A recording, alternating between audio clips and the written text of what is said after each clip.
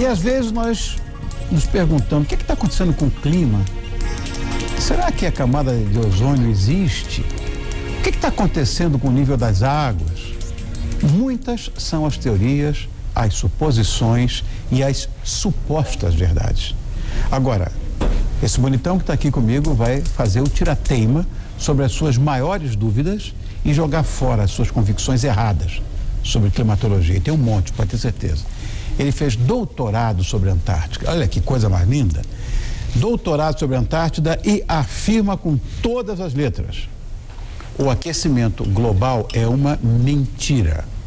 É o professor do Departamento de Geografia da USP que vai apimentar o seu conhecimento. Eu recebo, para minha alegria, Ricardo Augusto Felício. Boa noite, Ricardo. Boa noite. Nós nos encontramos, estivemos juntos, né? Eu falei, estava com vergonha de falar com você, pois podia não ser aquela coisa que fisionomicamente a gente não se lembra, né? Mas estou muito contente que você esteja aqui de volta. Esse é um assunto palpitante. Eu gosto muito de falar sobre isso, até porque não fui bom aluno, eu fui piloto da Força Aérea.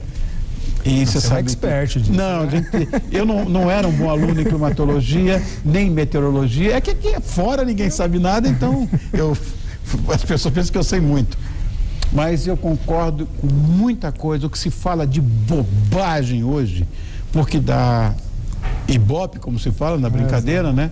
E dá para artista, para político, enfim. Mas tem muita asneira. E nós vamos hoje, Ricardo, falar, não debater, mas falar desse debate sobre a alteração do meio ambiente, sobre clima, ecossistemas, que são, na verdade, temas que de um tempo para cá começaram a ganhar um espaço muito grande, a atenção do público e até por isso que eu te falei antes, né, que dá papo, da mídia, enfim. A primeira pergunta seria isso, na sua opinião, você acha que o clima endoidou mesmo, não? Não, imagina, o clima exatamente é isso, ele é caótico e é assim que ele deve ser entendido. Todo climatologista que se preza tem que entender que há uma enorme variabilidade e às vezes ele apresenta algumas tendências diferenciadas em certos padrões, mas ele sempre vai ficar mudando, nunca um inverno é igual ao outro, nunca um verão é igual ao outro, e é assim que a gente tem que entendê-lo, né? Quando eu estudava climatologia na FAB, lá na Força Aérea, como aviador, a gente pegava desde sei lá quantos milênios atrás, as coisas se repetem, a glaciação que aconteceu, os continentes quando se encontraram com o outro, não estou nem falando de Pangeia, separando não, gelo mesmo. Sim. Sabe, e o clima não tinha nada naquela época, não tinha carro, não tinha fábrica, não tinha bomba atômica, não tinha nada. Mas o clima, ele esses fenômenos, ninho, ninha, enfim, as pessoas têm que estar atentas a isso, não é essa coisa que me parece catastrofista que está acontecendo hoje, né? Recentemente nós tivemos, inclusive lá no Rio, a conferência das Nações Unidas para o Desenvolvimento Sustentável, né? O Rio+20. Que balanço você faz sobre esse encontro, as discussões que foram levadas a cabo lá? Eu acho impressionante isso, porque se não existe nenhum desses tipos de problema, não tem nem motivação ou legitimação para fazer esse tipo de encontro, né? E quando a gente vai no cerne da questão, a gente vê que na verdade é um grande negócio imenso, global, em que os países e as grandes empresas querem saber quanto vão levar nessa brincadeira, né? Então, a gente gosta de mostrar bem esse outro lado, que não é que você espana a cortina de fumaça do aquecimento global, das mudanças climáticas, esse pregado caos ambiental que o planeta vai explodir. Você vê que, na verdade, é mais um produto que está indo para o mercado. Perfeito. Eu também penso assim. E, em função disso, vamos começar agora com o nosso tema de mitos e verdades. Eu tenho aqui algumas afirmações que eu queria que você esclarecesse. São mitos ou verdades. A primeira, mito ou verdade? As geleiras derreterão, subirão o nível do mar e inundarão as cidades litorâneas.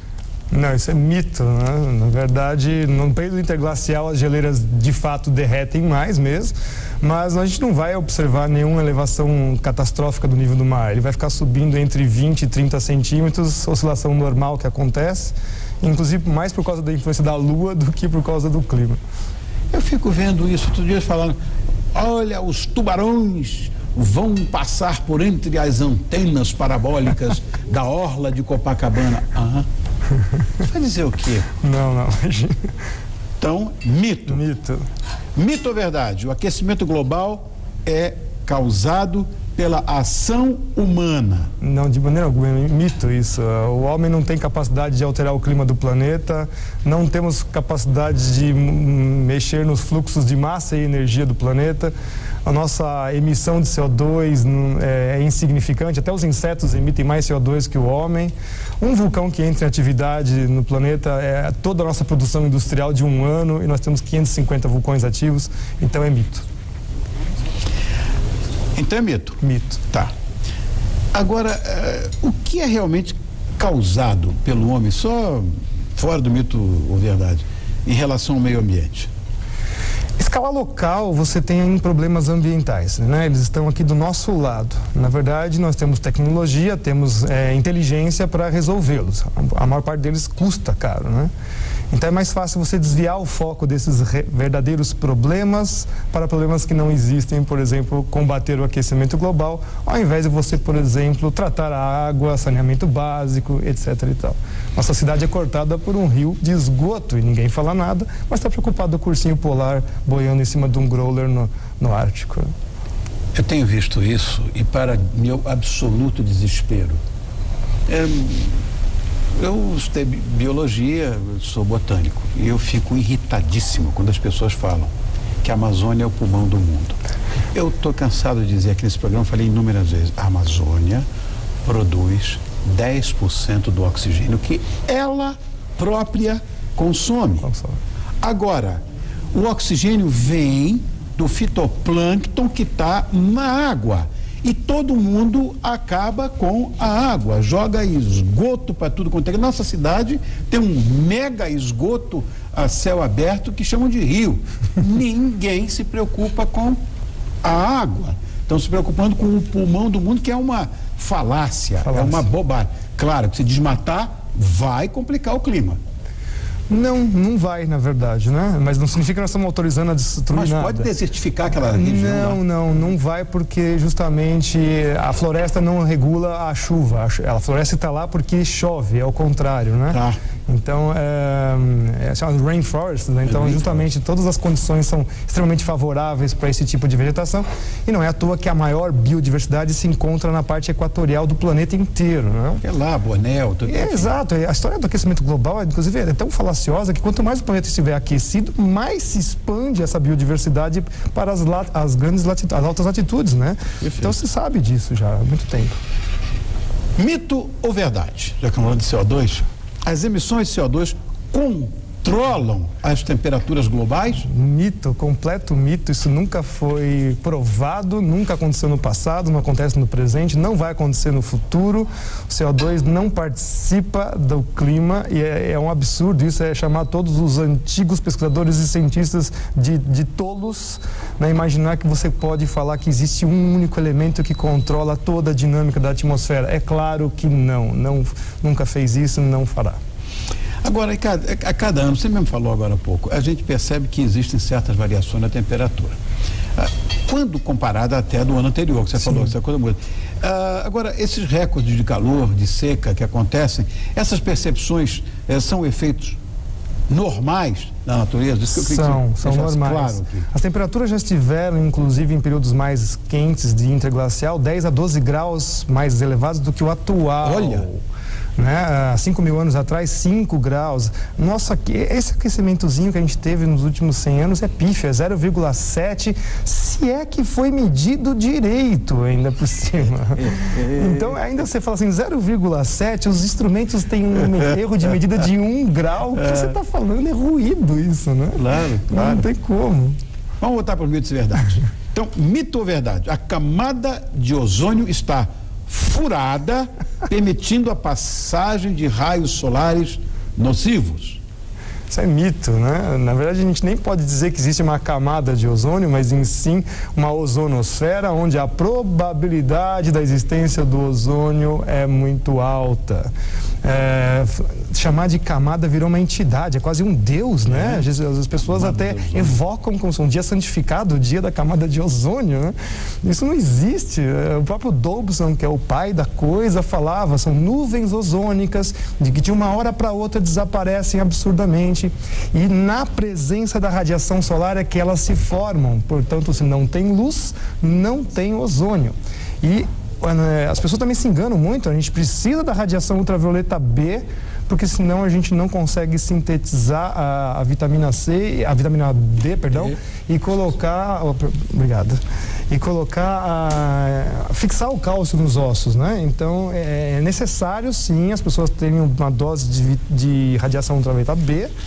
E o pasme, né?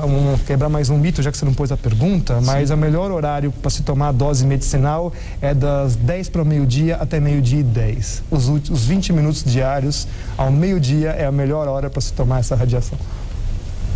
Meu Deus.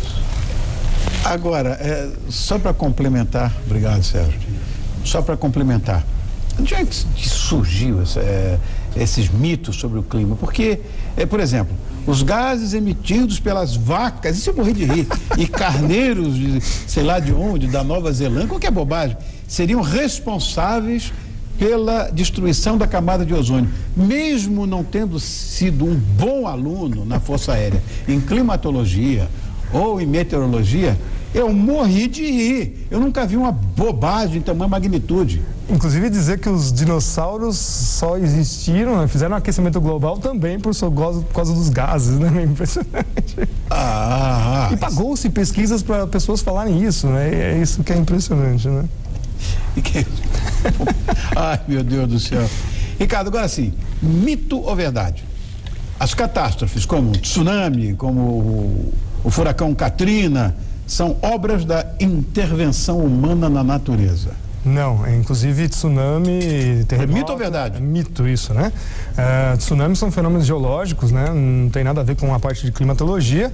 E, você imagina uma placa... Como é que um homem vai conseguir mover uma placa tectônica? É tampar o vulcão com o dedo, né?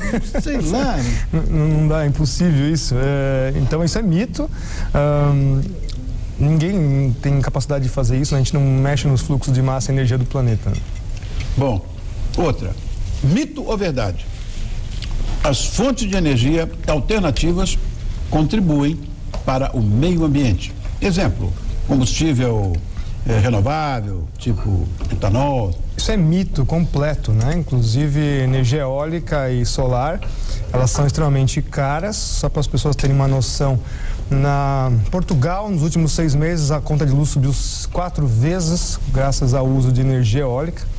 Muito tempo a energia eólica ela é intermitente, então você tem que manter de stand-by, ou seja, de plantão, as geradoras de energia elétrica a diesel de novo, então não adianta nada. E pouca gente sabe que os moinhos eólicos não podem ficar muito tempo parados, então tem um motorzinho elétrico ainda que faz eles girarem para poder compensar o peso das pás. Então isso é mito. Então, Ricardo, que ninguém nos ouça. Essas questões ecológicas, esse papo tão forte que caiu inclusive no gosto popular, existe na verdade apenas para o contentamento de um grupo de interessados economicamente no que possa acontecer? Nós chamamos isso do novo malthusianismo, né? É bem estudado já pelo nosso grupo de pesquisa. Então o malto sempre renova-se, né? E agora vem com a história do desenvolvimento sustentável, de vender tecnologias renováveis, verdes, etc. e tal. E atrasa diretamente o desenvolvimento dos países. O Brasil é o principal foco, né, desta operação internacional. Isso é uma operação internacional mesmo. Meu Deus do céu. É uma operação internacional. Olha, essa pauta está sendo um bálsamo para os meus ouvidos. Porque você não sabe quantas inimizades, quantas discussões eu tive por causa disso. E olha que sou um bem-vindo ao clube. Pequenininho, né? Ainda disse, mau aluno em climatologia. Bem-vindo ao clube. Agora, de novo, mito ou verdade? O aquecimento global está chegando ao fim? Verdade. Esse período que que aqueceu. Os anos 70 foram muito frios, né? Os anos 70 e anos 80. Teve um pequeno aquecimento que já era esperado até o final do século XX. Em 1998, a maior parte das estações meteorológicas tem mostrado declínio de temperatura, que foi o famoso escândalo do Climate Gate, né? Eles esconderam o declínio de temperatura dos últimos 10 anos. Então, até mais ou menos 2020, 2030, nós vamos voltar a alguma coisa parecida com o que era nos anos 70. Outra. Mito ou verdade? Eu até contestei essa história aqui, você já me elucidou. A devastação das florestas altera o clima do planeta. Eu pensei que desertificando, ela podia, de certa forma, uma parte vai ficar mais quente que a outra, vai ficar mais seca do que a outra. Ainda mais a Amazônia, que era fundo de mar, não sei. Não, isso é mito, Mito, né? Mito completo. As florestas estão lá exatamente porque o clima é favorável. Processos de desertificação e antidesertificação, então existem dois processos, são regulados pela atmosfera. Quem diz que está desertificando ou antidesertificando é o homem, a gente que cria esses conceitos também, né? E basicamente se expressam pela totais pluviométricos que se alteram durante anos seguidos, né? A parte nuclear de desertos, isso não muda mais, o clima chegou no seu máximo, mas a parte periférica ela altera bastante. Isso já é conhecido pelos árabes há mais de 3.000 anos. Né? Então, a vegetação não é responsável pelo clima. O clima que é responsável pela vegetação. Exato. O processo é inverso. É um ser vivo que se aproveita das condições. Né? Mito ou verdade? O efeito estufa é real. Mito, né? É outro conceito errado que foi de chamar a atmosfera da Terra como uma estufa. A atmosfera da Terra não é uma estufa. Numa estufa você bloqueia a dinâmica do ar. Então o objetivo é deixar o ar quente lá dentro, porque você não é que nem um carro. Você está dentro do carro, o ar fechado, ele está exposto ao sol, fica extremamente quente, mas quando você abre a janela imediatamente resfria. Então é a mesma ideia, o mesmo conceito.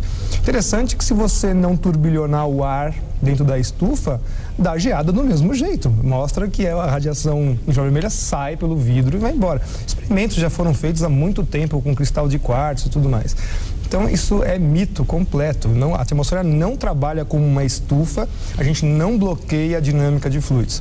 Então o planeta tem essa temperatura porque nós temos atmosfera. Não adianta jogar para Marte ou para Vênus. Não, mas Vênus tem efeito estufa gigante. Não, Vênus tem 90 vezes o peso da atmosfera que nós temos aqui. Então é lei dos gases, tá? Então eu vou dizer uma coisa para você, bonitão, para você, bonitinha. Você que estava desesperado por causa dessas lorotas que levam por aí e que eu, inclusive, já criei tanto caso, às vezes até mesmo diante de uma câmera de televisão, em programa de rádio, em revista, em jornal, e fui crucificado por isso. Hoje nós temos aqui uma autoridade que vai dizer a você o seguinte: o mundo não vai acabar. Não existe essa perspectiva de imediatismo, de fim de mundo. E ele sabe o que diz.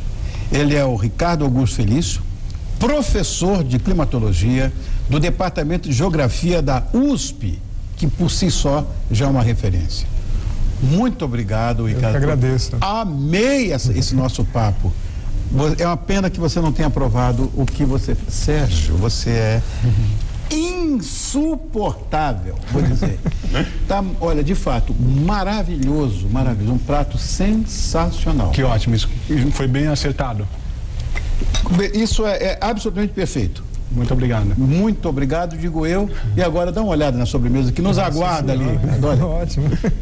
Repita o que você vai fazer aí nessa sobremesa. Aqui eu tenho um creme mousse de limão siciliano com coulis de frutas vermelhas. Basicamente mirtilo. Putz. Mirtilo tem plantado em casa. Tem?